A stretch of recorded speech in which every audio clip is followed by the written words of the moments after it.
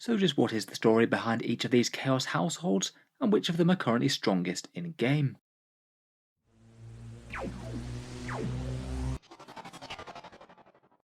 Hello and welcome back to Auspex Tactics, where today once more we're talking Chaos Knights, and I thought it would be good fun to take a look through the various different Dread households that they have access to, look at the lore for each of them, why they renounced the Imperium and how they like to make war, and then go through all their unique rules, talking about which ones are strongest and weakest, and how strong the Dread household is as a whole. I think when you're collecting a 40k army, sometimes it's quite inspiring to go after one particular story and try and represent one faction from the lore, but I do feel that Knights can be one that you can certainly paint them in a more generic colour scheme and then chop and change between the rules as you see fit. It's kind of fun that you could have one game playing as an Infernal household and then have quite a different experience playing as Iconoclast and some massively amped up melee. In any case though, let's talk through the Dread households, what turns them into the murderous war machines that they are today, and how strong their rules are in game. So first up we have House Khymere. The story of House Khymere is a rather unfortunate one. Loyal and steadfast defenders of the Imperium until forced to turn traitor during the Indomitus era, the Great Rift opening near their homeworld of Cirta. To the surprise and anger of the Knights of House Khymere, as the Indomitus Crusade was sweeping the galaxy under the helm of Guilliman, they were assailed by Primaris chapters of Space Marines, intent on obliterating the house for their perceived crimes of attacking the Imperium and causing carnage. The household was forced to retreat into the warp, and due to the time manipulation shenanigans there, they wound up emerging in their own past, bitterly attacking and laying waste to Imperial worlds in revenge, and therefore doing the very actions that caused them to be attacked by the Imperium in the first place. Kind of surprising that their entire existence is based on a paradox. Nowadays, their homeworld of Cirta is a dead world, and they bitterly stalk the galaxy, making raids from the warp, hell-bent on revenge on the Imperial treachery, so as they see it. One of their signature battle tactics is to carry with them great canisters of flammable liquid and warp fire with which they can burn their foes at close range, unleashed in a move known as the Fury of Cirta's Wake. In game, they're represented by an Iconoclast household, so pretty decent melee buffs with an extra attack and extra AP, though I'm not super convinced about their household bond. It gives you +1 to wound against enemy units that are less than half strength. It's going to be entirely useless against vehicles, and only occasionally going to be handy against enemy squads. It's just quite an underwhelming one overall. Otherwise, their Warlord trait allows enemies within 9 inches of them to have to take a morale test at the start of every morale phase. If they fail, then they take a mortal wound. Maybe not super powerful, but an interesting way of making dread abilities actually deal some damage. Their relic isn't too bad, as a 5+ invul save against melee attacks, and also on modified saves of 6 in melee reflects 1 mortal wound onto their attacker. If you do have a knight that's going to get mixed up in close combat, then a 5+ invul save will keep them safer. It is a bit of a shame that it's worse than the Imperial Knight equivalent of Sanctuary though. Finally, for their signature move with the Fury of Cirta's Wake, that's 1 or 2 CP, and you basically get impact hits on the charge. Roll a number of dice and try and beat the enemy's toughness. If the roll is equal or greater, then they suffer 1 mortal wound, and 6 cost 2. You get 4 dice for a War Dog and 6 dice for a Titanic model, though it does cost 2 on a Titanic unit. In terms of extra melee damage, it's generally only going to be worth it against toughness 3 or maybe toughness 4. It's not an enormously strong conversion to damage from command points in my opinion. Overall, unfortunately I would rate House Khymere as one of the weakest ones. Most of their options just aren't really all that good to be honest. I think maybe the most interesting thing is the relic with the 5+ invul. Next up we have the Twisted Holes of House Vextrix. These guys are a Dark Mechanicum household, forever seeking forbidden technology with which to upgrade their mechanical steeds into the ultimate warriors of chaos.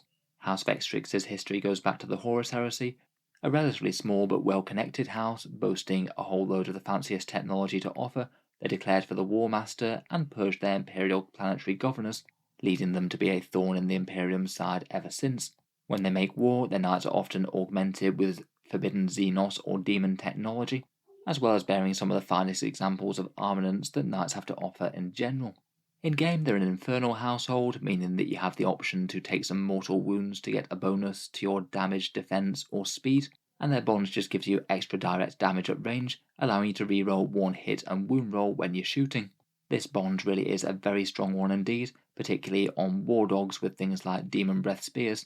When you're re-rolling shots that hit very hard, it adds up to a lot of extra damage very quickly.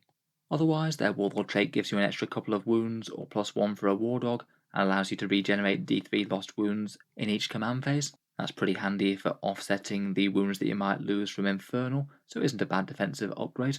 Their relic gives you a plus 2-inch move and plus 1 damage in melee with things other than sweep attacks. Potentially that could give a Rampager even more threat range and have them swinging with even more crazy damage than normal. And their stratagem is 1 command point for Interception Array. This one allows you to ignore modifiers when you're shooting. If you're firing with a really big knight with a whole ton of guns, then that one seems like it could be well worth it if you're firing into dense cover. Overall, in game I'd say they're one of the strongest choices right now. If you're playing House Vextrix, you want to load up on a whole load of War Dogs with Demon Breath Spears, and you'll have a crazy amount of very accurate melter shots obliterating the enemy's heavies. Next up we come to House Lucaris, known as the Fanged Knights. This iconoclast household dates back to the Horus Heresy once more, and were directly tied to the War Master since before the heresy even began, their homeworld being discovered by the Lunar Wolves and had very strong ties with them. These Fanged Knights perhaps have a passing resemblance with the Black Legion in the way they operate. They're tactically aware and effective knights, and they set out from their storm-wreathed homeworld in great crusades to lay waste to as much of the Imperium as possible. Perhaps out of all the Dread households, they're the one that's perhaps done the most damage to the Imperium in total over the millennia. In battle, they're tactically flexible and astute, and aim to wrong-foot the enemy with feints before following up with devastating charges into the area where it will have the most effect. On the table, they're an iconoclast household, and their bond allows them to reroll one hit or wound roll in melee. Having extra melee damage isn't the worst thing in the world, though I must admit it feels a bit sad compared with Vextrix, who get to reroll one hit and wound. This is just one or the other. I guess still not bad if you're striking with a very high damage weapon, but I'd still say it's perhaps not enormously more powerful. Otherwise, their Warlord trait gives them fights first. Their relic means that any one melter weapon can get upgraded with plus 2 damage all the time at any range, and also plus 1 strength. And their stratagem for 1 command point is Trample Them. A Titanic Knight moves across a unit, you roll a dice, usually getting D3 mortal wounds, and you have high chances to score more if there's more enemy models in the unit that you're moving across. Again, I would unfortunately rate these as one of the weaker ones. At least their bond will result in a bit more damage in melee, but neither their Warlord trait, relic, or stratagem really seem all that tempting to me. Next up we have the Bestial Hunters of House Khomentis, a Mechanicum-aligned house whose homeworld fell prey to a vast demonic invasion in Millennium 33. The exposure to chaos corrupting the household's nobility, who actively chose to seek out demonic entities to enter into pacts of possession with to enhance their power and the strength of their knights. Their homeworld is strip-mined, and large tracts of it have been dedicated over to vast summoning circles for better encouraging demonic entities into real space, many of which haunt the deserts and lurk beneath the sands. In battle, the Knights of House Khomentis have their strength, speed, and resilience vastly enhanced by the demonic possession, though it does make their knights a bit more unstable, and they typically see themselves as great hunters, having a household tradition of bringing down the greatest beasts and war machines in the enemy army. In-game, they're an infernal household, and their bond's quite an interesting one, as it amps up the demonic surge, where you take D3 mortal wounds on your knight, and then you get to choose one of 3 powerful buffs. For Khomentis, you get to choose 2 of those 3 buffs, so you could say have the knight version of transhuman physiology and plus 1 to wound on a weapon, or you could get an extra 3-inch move if that made a difference. It means that the trade-off with actually doing the surge in the first place is a lot more worth it, so if you want to use that mechanic, it is one of the stronger households to do so. For other things, their Warlord traits means that one weapon shooting attack once per game gets a massive buff. You get to reroll all hits, wounds, and get plus 1 to the damage. It kind of depends on what knights you're bringing along for that, but that's pretty excellent on something like a Knight Despoiler's Avenger Gatling Cannon. There's very few targets that won't get utterly mangled by that. You'd be stacking a whole load of damage 3 hits on them. Not at all bad for an Alpha Strike, really. Their relic is a Terror Shades one. You target one unit in the shooting phase within 18 inches, and all Knight's firepower gets AP-1 better against that target. Again, that seems like a fairly solid one, particularly if you're going to open up with a whole load of low AP shots.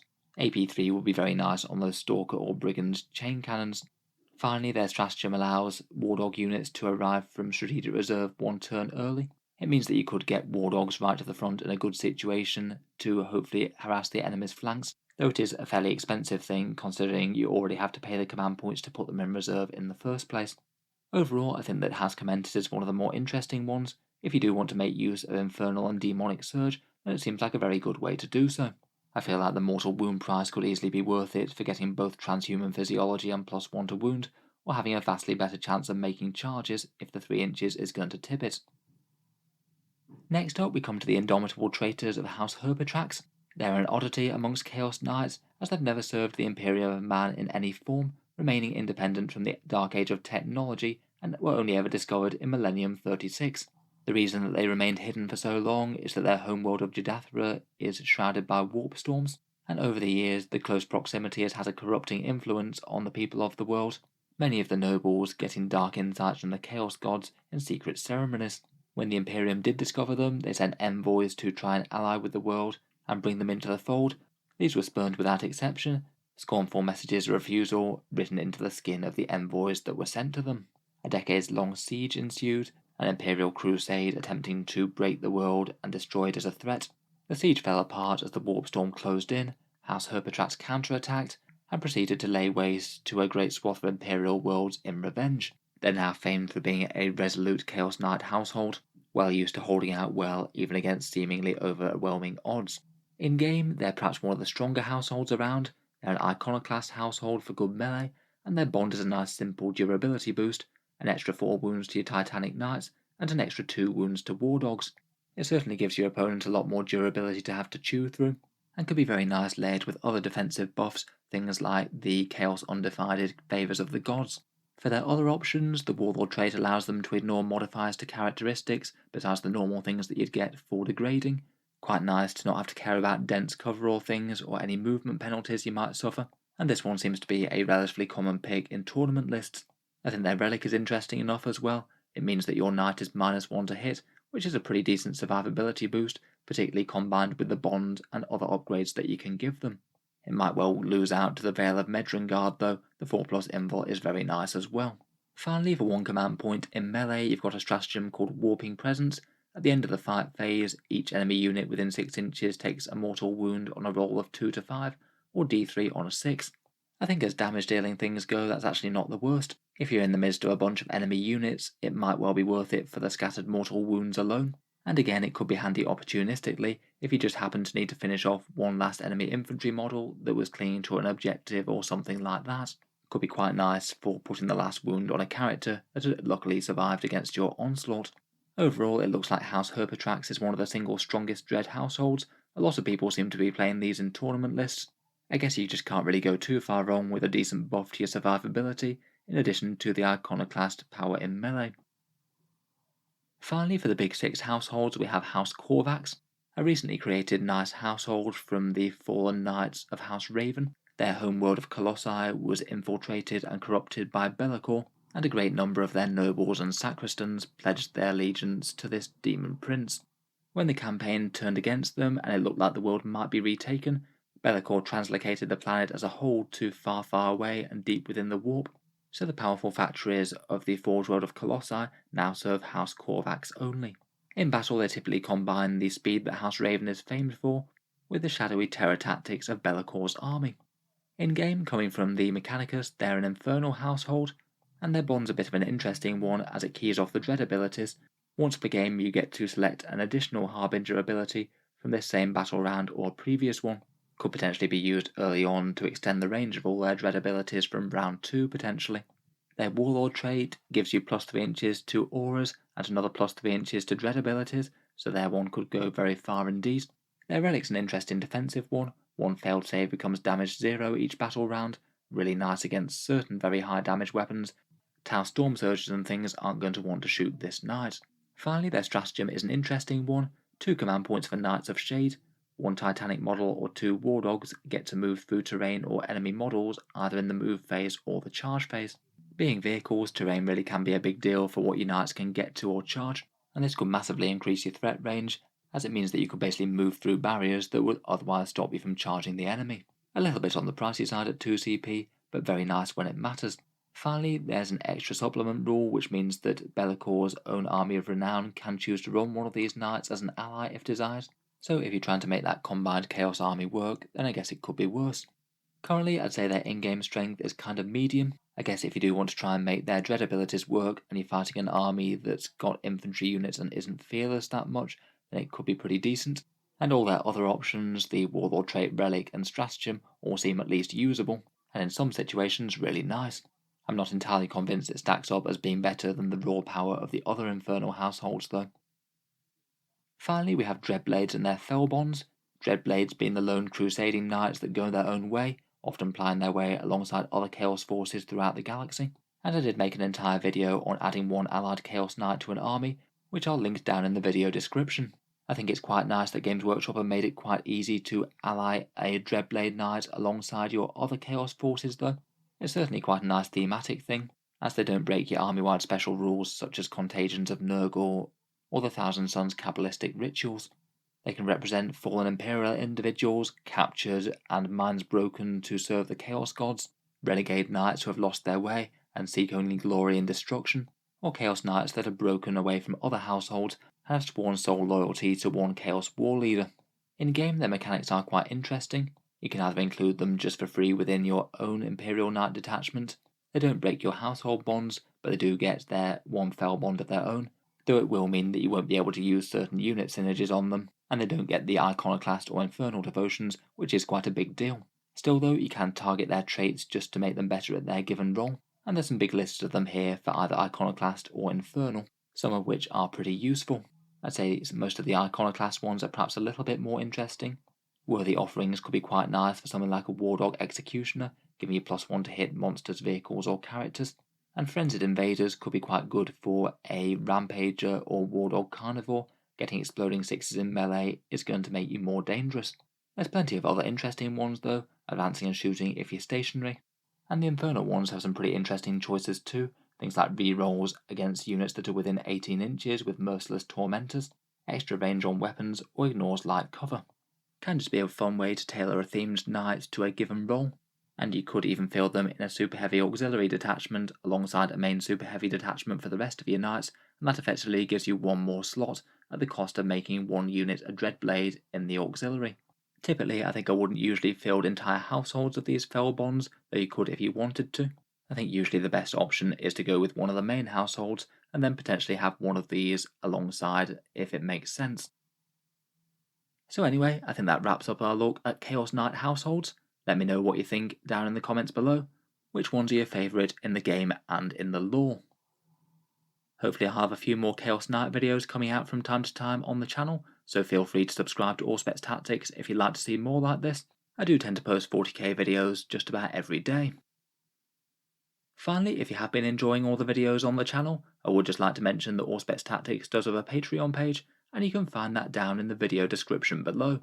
Channel patrons do get a fair few advantages, seeing certain videos early, regular votes to see what sort of things come next on the channel, and automatic entry into the regular prize giveaways with a chance to win some really big model kits each month.